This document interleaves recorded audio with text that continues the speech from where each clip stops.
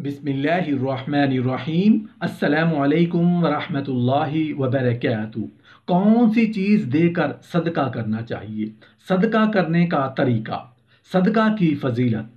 सैयदा आयशा सिद्दीक़ा रज़ी अल्लाहु अन्हा से रिवायत है कि रसूलुल्लाह सल्लल्लाहु अलैहि वसल्लम ने उन्हें फरमाया, खर्च किया करो, गिना ना करो, वरना अल्लाह तुम्हें भी गिन कर देगा। और अपने माल को सींध सींध कर न रखो, वरना अल्लाह भी तुमसे अपनी रहमत रोक लेगा। एक रिवायत में है, सैयदा आयशा रज़ी अल्लाहु अन्हा फरमाती हैं, नबी करीम सल्लल्लाहु अलैहि वसल्लम ने मुझे फरमाया, अपने माल को रोक कर न रखो, वरना अल्लाह भी तुम्हारे हक में बंदिश और रोक का फैसला फरमा देगा। रसूल अल्लाह सल्लल्लाहु अलैहि वसल्लम ने फरमाया, सदका रब के गज़ब को ठंडा कर देता है और बुरी मौत को दूर कर देता है। मोहतरम नाजरीन, अगर रसूलुल्लाह सल्लल्लाहु अलैहि वसल्लम किसी बात पे कसम उठा लें तो फिर कोई बात रह जाती है? मेरा ख्याल है फिर कोई गुंजाइश रहती नहीं है। रसूलुल्लाह सल्लल्लाहु अलैहि वसल्लम ने कसम उठाई, लोगों मैं 3 चीज़ों पे कसम उठाता हूँ। पहली चीज़, मैं कसम उठाता हूँ जो शख्स सदका करता है, अल्लाह की कसम उसका माल कम नहीं होता, बढ़ता है। अब बताएं, इसमें किसी शक की गुंजाइश है? बिल्कुल भी नहीं ना। दूसरी बात, रसूलुल्लाह सल्लल्लाहु अलैहि वसल्लम ने फरमाया, मैं इस बात पे कसम उठाता हूँ, और एक रिवायत के अल्फाज ये भी हैं, अल्लाह की कसम जिसके साथ ज्यादती हो अगर वो मुआफ़ कर दे। और दूसरे अल्फाज इस तरह हैं कि अगर वो कोई तवाज़ो अख्तियार करे तो वो गिरता नहीं, अल्लाह उसे और इज्जतों से नवाजते हैं। तीसरी बात, रसूलुल्लाह सल्लल्लाहु अलैहि वसल्लम ने फरमाया, जो कशकोले गदाई लोगों के सामने करता है, अपनी ज़रूरियात का रुख अल्लाह की तरफ नहीं करता, अल्लाह की कसम अल्लाह उसके लिए फ़कीरी के दरवाजे खोल देता है। एक बात याद रखने वाली है, जिस शख्स के जहन में ये बात है कि सदका करने से माल खत्म होगा, इस हदीस की रोशनी में अल्लाह के रसूल सल्लल्लाहु अलैहि वसल्लम ने कसम उठाई है, उसका माल कम नहीं होता, ज्यादा होता है। दूसरी बात, दुनिया में अगर मुकाबला हो तो कौन जीतता है? जिसके पास माल ज्यादा है। ऐसा ही है ना। अगर अल्लाह रब्बुल इज़्ज़त फरमाए, मेरे बंदे आओ मुझसे मुकाबला करो, तुम मेरी राह में खर्च करो, मैं तुझ पर खर्च करूंगा, कौन जीतेगा? हदीस कुदसी है, तुम मेरी राह में खर्च करो, मैं तुझ पे खर्च करूंगा। मुकाबला है खालिक और मखलूक का, तो कौन जीतेगा?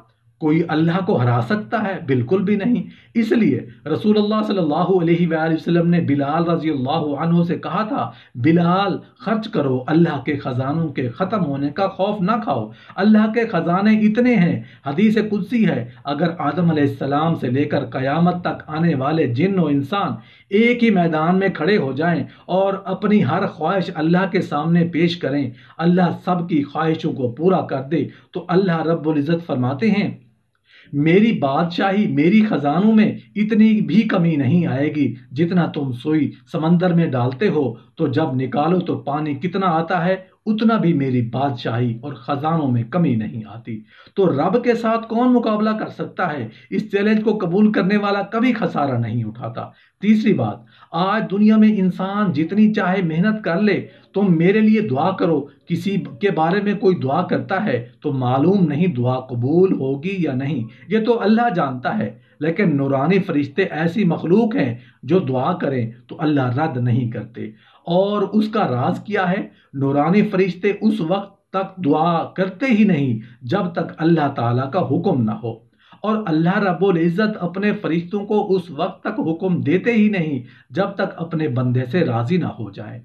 अल्लाह जब अल्लाह राजी होते हैं अपने बंदे से तो फरिश्तों से कहते हैं दुआ करो, फिर अल्लाह कबूल फरमाते हैं। और सही बुखारी और मुस्लिम की रिवायत है, 2 फरिश्ते हर रोज अल्लाह की तरफ से नाजिल होते हैं, दुआ करते हैं, अय अल्लाह जो तेरी राह में माल खर्च करता है, अय अल्लाह उसके माल में बरकत अता फरमा। दुआ कौन कर रहा है? फरिश्ता। कबूल कौन करेगा? मेरा मालिक। और दूसरा फरिश्ता दुआ क्या करता है? अय अल्लाह जो बुखल करता है, तेरी राह में खर्च नहीं करता, उसके माल को तलफ कर दे, बर्बाद कर दे। तो अल्लाह की राह में सदका करने वाला, उसके लिए जहां अल्लाह के रसूल सल्लल्लाहु अलैहि वसल्लम ने कसम उठाई कि माल कम नहीं होगा, ज्यादा होगा, जहां अल्लाह रब्बुल इज़्ज़त ने फरमाया तो मेरे अलावा ये खर्च करोगे मैं तुझ पर खर्च करूंगा, وہاں فرشتوں کی دعاؤں کا مستحق بنتا ہے۔ اللہ رب العزت سب کو توفیق عطا فرمائے۔ یہ مال کا صدقہ، لیکن صرف مال کا صدقہ نہیں۔ مومن جو ہوتا ہے وہ اسلام کے تمام پہلوؤں پہ ہوتا ہے، کسی ایک پر نہیں۔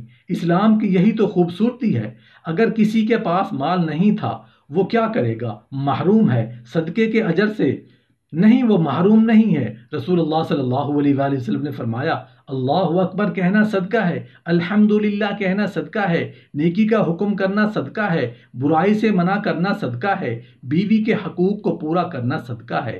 سیدنا ابو ذر رضی اللہ عنہ کی روایت کے الفاظ ہیں، اللہ اکبر الحمدللہ کہنا بھی صدقہ ہے، راستے سے پتھر، ہڈی اور کانٹے اٹھانا، راستہ صاف کرنا بھی صدقہ ہے، اندھے کو راستہ دکھانا صدقہ ہے، گونگے اور بہرے کو اس کی بات سمجھا دینا، اس کی ضرورت سمجھا دینا صدقہ ہے، ناواقف کی رہنمائی کرنا صدقہ ہے، ایسا شخص جو آپ کو مدد کے لیے پکار رہا ہے اس کی طرف دوڑ کے جانا صدقہ ہے۔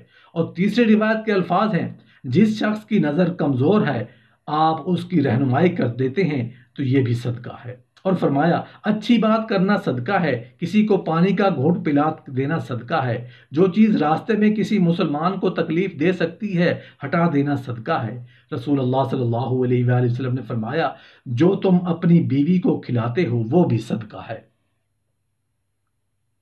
جو اپنے بچوں کی پرورش پہ خرچ کرتے ہو وہ بھی صدقہ ہے، میں کہتا ہوں جو اپنے خادم کو تم دیتے ہو وہ بھی صدقہ ہے، اور جو اپنی جان پہ اس نظریے سے خرچ کرتے ہو طاقت ملے میں اللہ کی عبادت کروں اور دنیا کے لیے خیر خواہی کا پیغام دینے والا بنوں تو یہ کھانا پینا بھی صدقہ ہے۔ اور ساتویں روایت کے الفاظ یہ بھی ہیں کہ صدقہ کسی مسلمان کو مسکرا کر ملنا بھی صدقہ ہے، اپنے ڈول سے پانی نکال کر بھائی کے ڈول میں ڈال دینا بھی صدقہ ہے، کبھی جیب میں بھی ہاتھ ڈال کے کسی کی جیب میں کچھ ڈال دینا جس کے پاس کچھ نہیں، یہ بھی صدقہ ہے۔ اور رسول اللہ صلی اللہ علیہ وآلہ وسلم نے یہ بھی فرمایا ہے کہ ہر نیکی صدقہ ہے۔ آپ صلی اللہ علیہ وآلہ وسلم نے یہ بھی فرمایا، 3 دن مہمان نوازی کرنا تو ضروری ہے، جو اس سے زیادہ آپ کسی مہمان کو کچھ کھلاتے پلاتے ہیں وہ بھی صدقہ ہے۔